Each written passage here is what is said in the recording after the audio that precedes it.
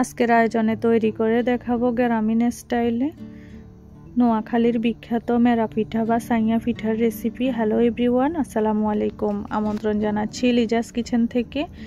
এই সহজ পদ্ধতিতে সাইয়া পিঠা বা মেরা পিঠার রেসিপিটি দেখার জন্য আশা করছি আপনাদের কাছে খুবই ভালো লাগবে। আমার রেসিপি ফলো করলে খুব সহজে তৈরি করে নিতে পারবেন। আমি মাটির চুলায় বসিয়ে দিলাম পরিমাণ মতো পানিগুলো আগে ফুটিয়ে নিয়েছি, দিয়ে দিলাম লবণ স্বাদ মতো। এখন অ্যাড করে দিচ্ছি চালের গুঁড়া। আমি এখানে পরিমাণ মতো চালের গুঁড়া দিয়েছি, কম বেশি আপনারা দিতে পারেন। যে যতটুকু পরিমাপে বানাবেন পিঠা ততটুকু পরিমাপে দিতে পারেন। আমি আমার প্রয়োজন মতো দিয়েছি সাদা চালের গুঁড়া। এখন আমি চালের গুঁড়াগুলা নেড়ে চেড়ে আমি খামিরটা তৈরি করে নেব পিঠা তৈরি করার জন্য। এখন আমি ভালোভাবে মথে নিচ্ছি আটাগুলা। একটু ঠান্ডা করে ভালোভাবে মথে নিতে হবে। যত সুন্দর করে মথে নিতে পারবেন তত সুন্দরই হবে পিঠাগুলা। এই পর্যায়ে আমি নারকেল কুড়ানো দিয়ে দেব। আপনারা চাইলে নারকেলটা স্কিপও করতে পারেন। এই পর্যায়ে আমি অফ ক্যামেরায় নারকেল কুড়ানো দিয়ে ভালোভাবে হাত দিয়ে মথে নেব।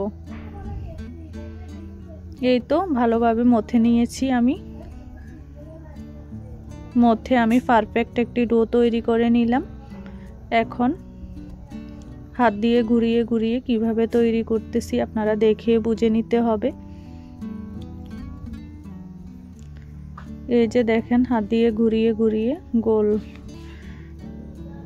ভাবে আমি তৈরি করেছি। দেখেন কেমন সুন্দর হয়েছে। আমি আরেকটা তৈরি করে আপনাদের দেখার সুবিধার্থে দেখিয়ে দিচ্ছি। এভাবে করে আমি সবগুলা পিঠা তৈরি করে নেব।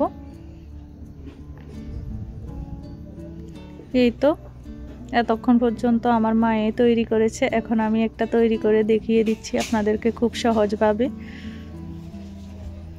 এই যে দেখেন, এভাবে হাত ঘুরিয়ে নিলে পারফেক্টভাবে মেরা পিঠাগুলো তৈরি করে নেবেন। আমাদের ফেনী অঞ্চলে বা নোয়াখালী অঞ্চলে এগুলাকে সাইয়া পিঠা বলে থাকি আমরা।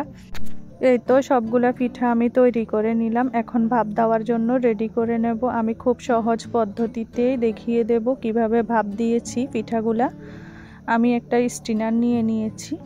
ওই স্টিনারে সবগুলা আমি পিঠা রেখে দিচ্ছি। আপনারা চাইলে ভাপের পাতিলেও ভাপ দিয়ে নিতে পারেন। আর খুব সহজ পদ্ধতিতে যদি ভাপ দিতে চান তাহলে আমার এই টিপসটা ফলো করবেন।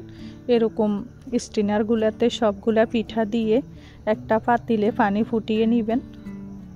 এই তো আমি সবগুলা পিঠা ঢেলে নিয়েছি এই স্টিনারে। এখন সুন্দরভাবে গুছিয়ে নিলাম। এই পর্যায়ে আমি চুলায় একটা হাঁড়ি বসিয়ে প্রয়োজন মতো পানি ফুটিয়ে নেব। এই তো আমি পরিমাণ মতো পানি দিয়ে দিলাম। পানিগুলা চুলায় বসিয়ে কিছুক্ষণ ফুটিয়ে নিলাম আমি। এই তো ভাপ উঠে গেছে পানি থেকে। ওঠার পরে আমি স্টিনারটা বসিয়ে দিলাম। পিঠাগুলো আমি ভাপ দিয়ে নেব। এখন ঢেকে রাখবো।